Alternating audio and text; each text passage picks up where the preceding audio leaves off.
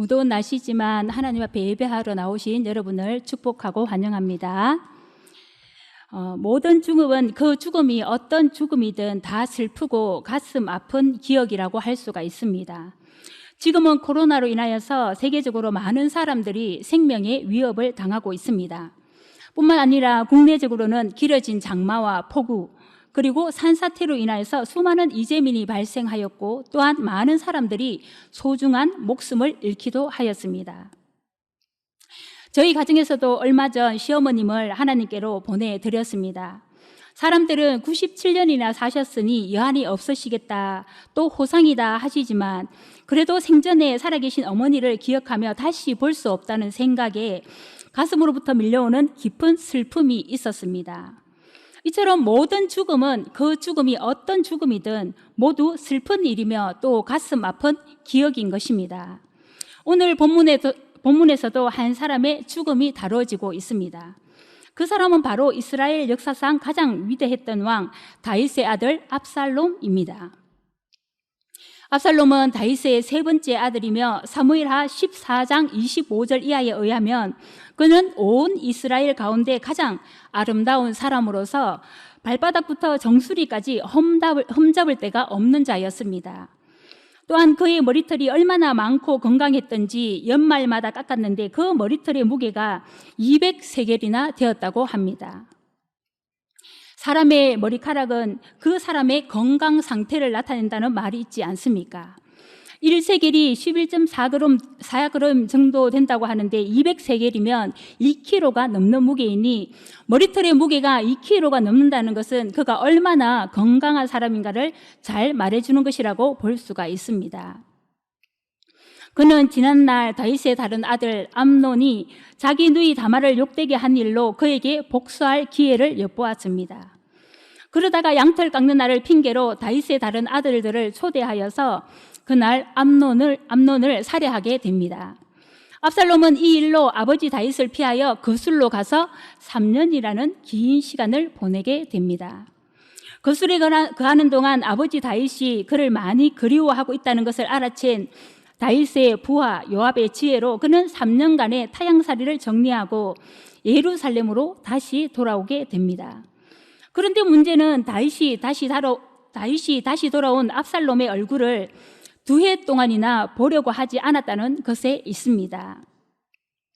예루살렘으로 돌아온 후에도 2해 동안이나 아버지의 얼굴을 보지 못했던 압살롬은 시간이 지날수록 불안해지기 시작하였고 결국 다윗의 부하 요압을 충동하여서 왕의 얼굴을 대면할 수 있게 되었습니다.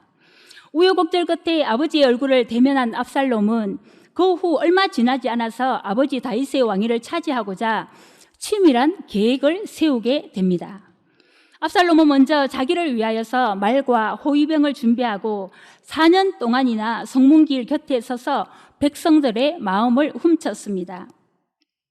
그는 다윗 왕에게 물으러 오는 사람들을 돕는 척하면서 사람들의 마음을 자신에게로 향하게 하였습니다. 그리고 4년이 지난 후 왕에게로 가서 자신이 거술에 있을 때에 여호와께 서원한 것이 있으니 헤브론으로 가서 그 서원을 갚게 해달라고 간청을 하게 됩니다.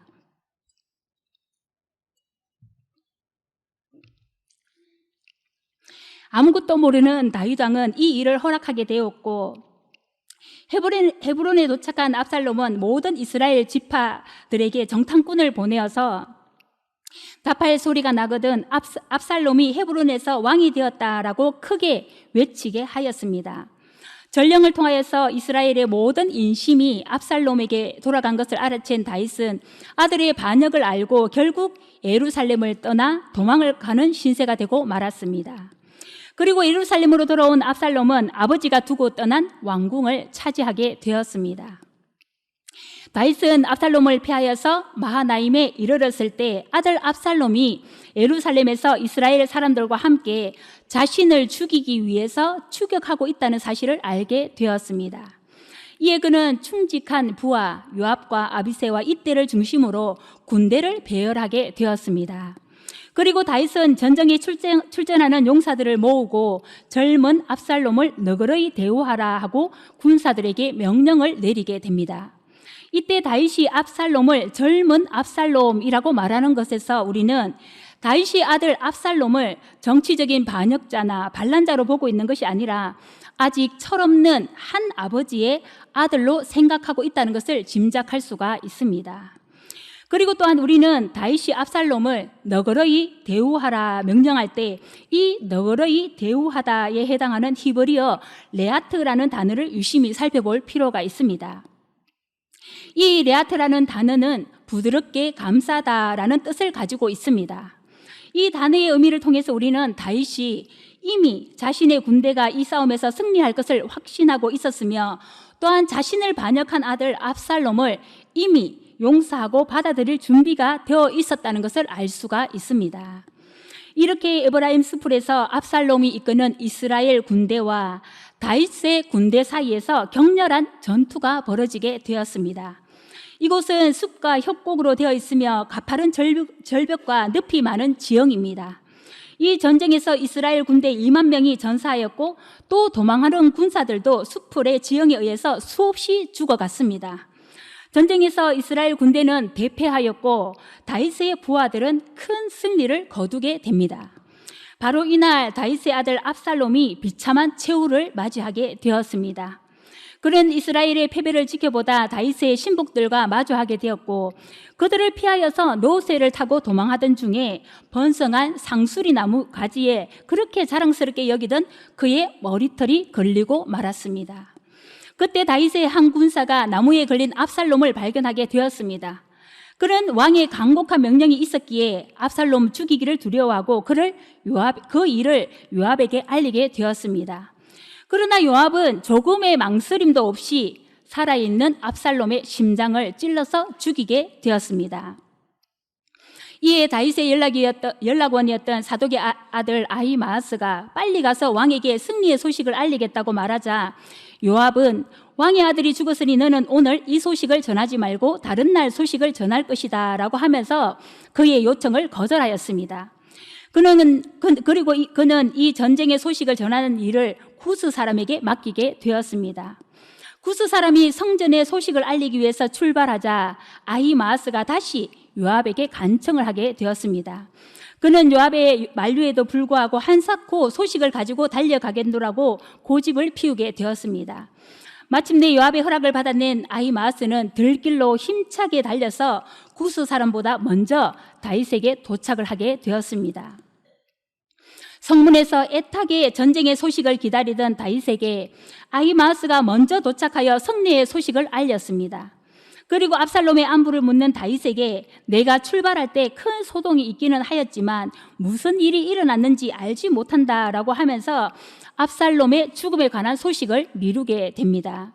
이 말을 마치자마자 구스 사람이 도착하였고 왕은 그에게도 같은 질문을 하게 되었습니다. 그때 구스 사람은 청년 압살롬의 죽음을 가감없이 알리게 되었지요. 왕을 대적하는 자가 다 그 청년과 같이 되기를 바랍니다. 구스 사람의 이 말을 듣고 다윗은 너무나도 마음이 아파서 오늘 여러분이 함께 읽었던 본문처럼 내 아들 압살롬아, 내 아들 압살롬아, 차라리 내가 너를 대신하여 죽었더라면 압살롬 내 아들아 하고 압살롬의 죽음을 슬퍼하며 옥상으로 올라가서 대성통곡을 하였습니다. 육체의 아름다움으로 모든 사람에게 칭송을 받았던 다윗의 세 번째 아들 압살롬. 의분으로 말미암아 여동생 다말을 욕보인 암논을 무참히 살해하였고 또 아버지의 왕위를 침탈하기 위해서 반역을 일으켰던 아들 압살롬. 그런데 아들의 죽음을 다윗은 왜 이토록 슬퍼하고 있을까요? 우리는 오늘 압살롬의 죽음과 다윗의 반응을 통하여서 하나님께서 우리에게 주시는 말씀을 받고자 합니다. 먼저 우리에게 주시는 교훈은 상대방의 마음을 잘 헤아릴 수 있어야 한다는 말씀입니다. 오늘 다윗에게 전쟁의 소식을 전하는 일에는 세 사람의 인물이 등장하고 있는 것을 볼 수가 있습니다. 한 사람은 요압이고 다른 두 사람은 아히마아스와 구스 사람이었습니다. 요압은 전쟁에서 함께 참가한 다윗의 부하였고 아히마아스는 사독의 아들로서 다윗의 연락원이었습니다.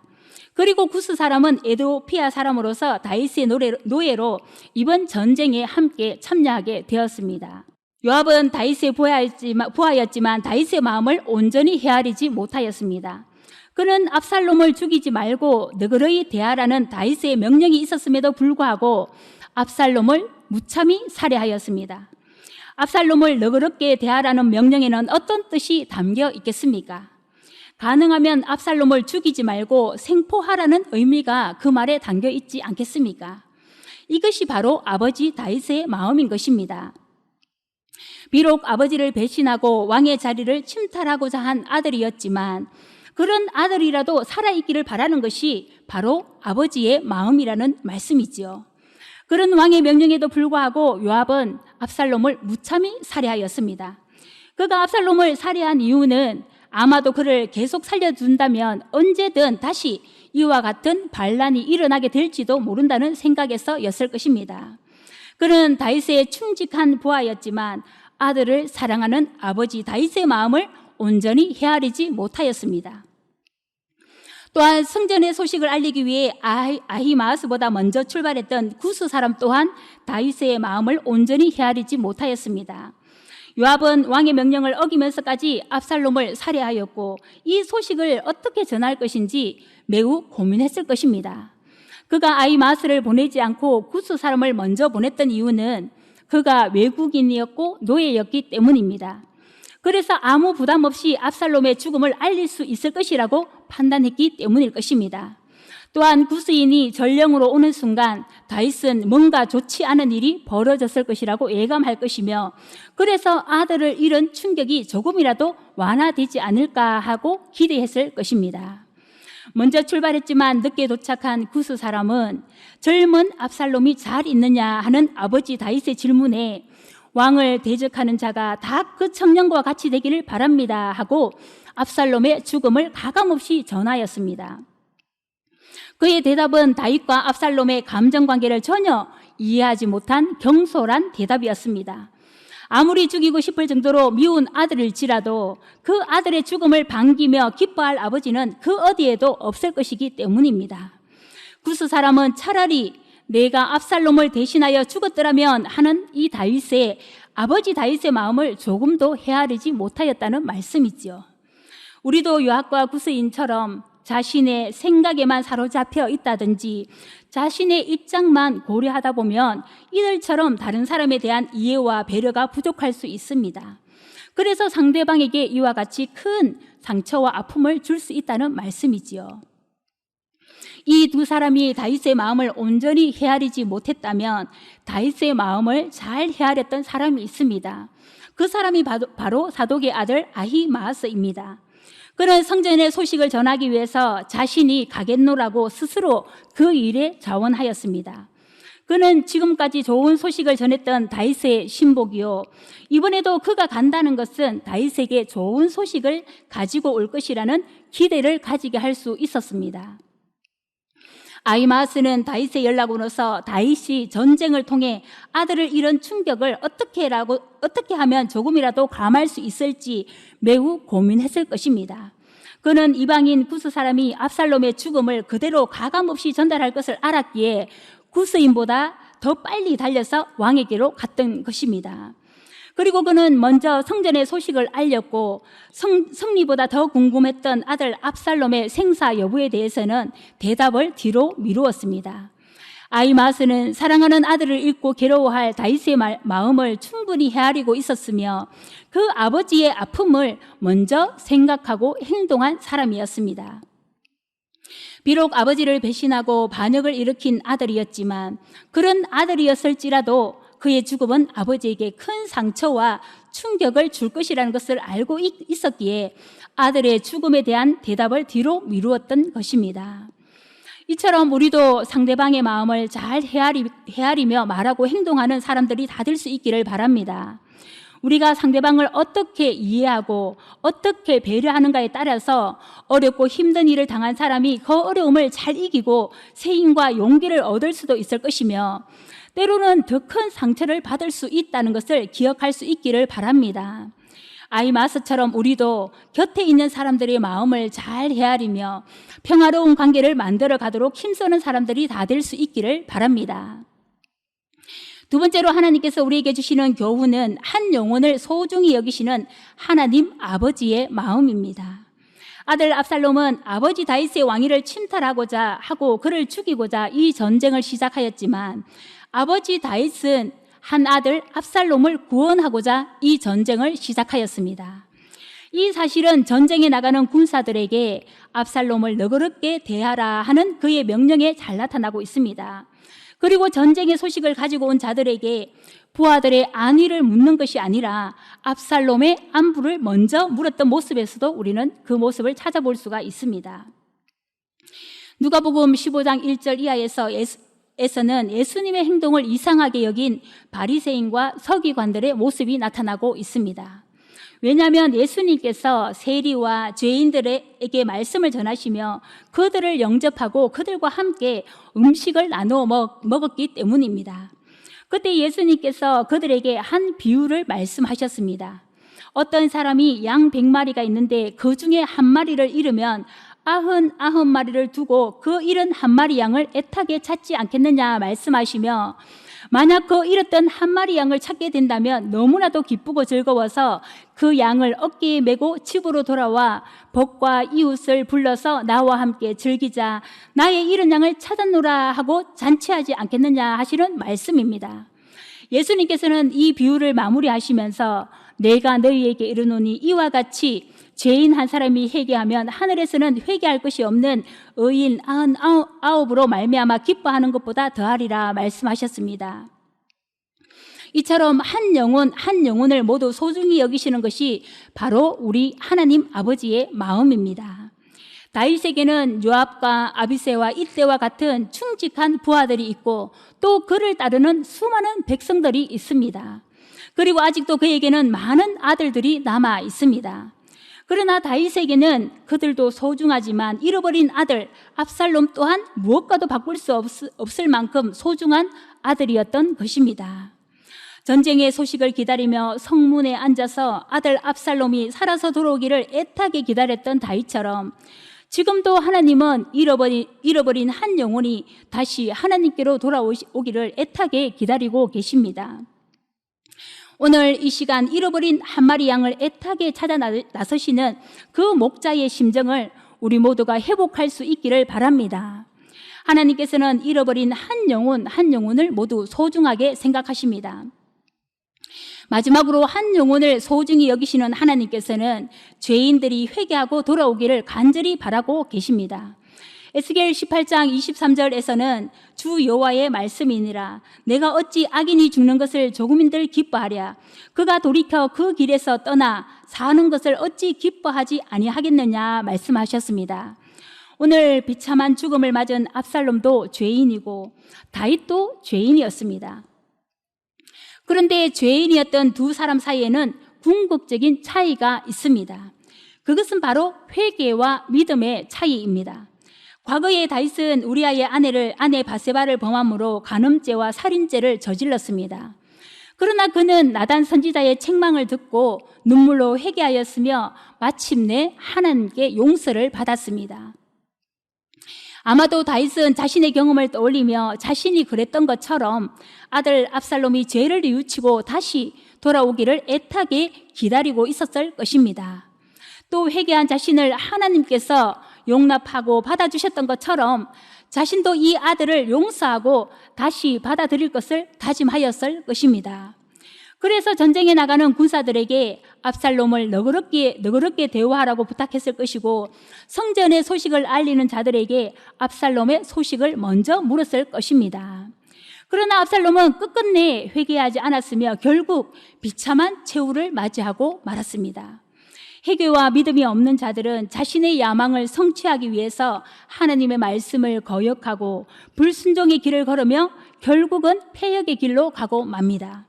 그러나 참 회개와 믿음이 있는 사람들은 현재의 삶이 비록 연약하고 약점투성이일지라도 그리고 죄로 물들었을지라도 그들의 삶에는 반드시 믿음의 열매가 나타나기 마련인 것입니다. 회개와 믿음이 없는 자들에게 징계와 채찍은 그들을 멸망으로 이끌어가는 도구가 될 수 있지만 믿음이 있는 자들에게는 이 징계와 채찍이 그들의 영혼을 보호하고 깨끗하게 하며 다시 신앙으로 회복시키는 중요한 수단이 될 수 있다는 것을 기억할 수 있기를 바랍니다. 십자가에 달리신 예수님께서는 자신을 못 박는 자들을 향하여서 아버지, 저들의 죄를 용서하여 주옵소서라고 기도하셨습니다. 지금 예수님의 이 기도가 가장 필요한 사람이 누구이겠습니까? 예수님의 십자가 보혈의 은총이 가장 필요한 사람이 누구이겠느냐 하는 말씀이죠. 그것은 과거의 다윗이었고 그의 아들 압살롬이었고 또 지금 하나님 말씀을 받고 있는 우리들 자신이 아니겠습니까? 우리는 압살롬과 같이 끝끝내 뉘우치지 못하고 아버지와 하나님의 마음을 아프게 하는 사람들이 되지 말고 다윗과 같이 범죄하였을지라도 예수님의 이름으로 담대히 하나님께 나아가 우리의 죄를 자복하고 회개하며 용서받은 죄인으로서 기쁨과 감사의 삶을 살아갈 수 있기를 바랍니다. 하나님은 진심으로 회개하는 자들을 용납하시고 품으시며 끝까지 그들을 구원으로 인도해 가십니다. 오늘 말씀을 함께 나눈 모든 성도님들은 언제 어디서 무엇을 하든 믿음 안에서 다른 사람들을 세우고 그들의 마음을 헤아리는 사람들이 될 수 있기를 바랍니다.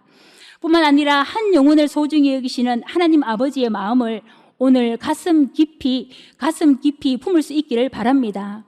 우리가 살아가는 동안 알게 모르게 범한 죄들이 있을지라도 하나님 앞에 회개하고 다시 돌이켜 믿음의 열매를 맺되 풍성히 맺어가는 그런 복된 성도님들의 삶이 될 수 있기를 예수님의 이름으로 축원드립니다.